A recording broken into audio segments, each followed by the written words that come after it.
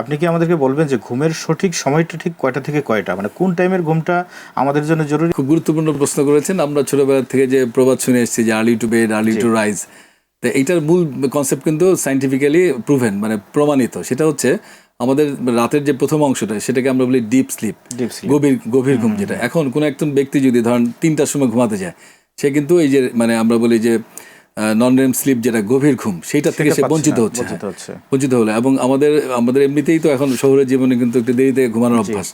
তাতে হয় কি যে আপনার যেটা প্রবলেমটা হয় যে এই একবার দেরিতে ঘুমানো অভ্যাস হলে কিন্তু আর ঘুম আসতে চায় না। তো আইডিয়ালি যেটা উচিত, যেটা আমরা বলি, যেহেতু আমাদের হয়তো খুব বেশি আর্লি ঘুমানো সম্ভব না, অফিস কাজকর্ম সব কিছু শেষ করে, তাহলে আমরা আইডিয়ালি যেটা মনে করি যে উচিত হচ্ছে 12টার মধ্যে ঘুমানো, 11:30 থেকে 12টার মধ্যে।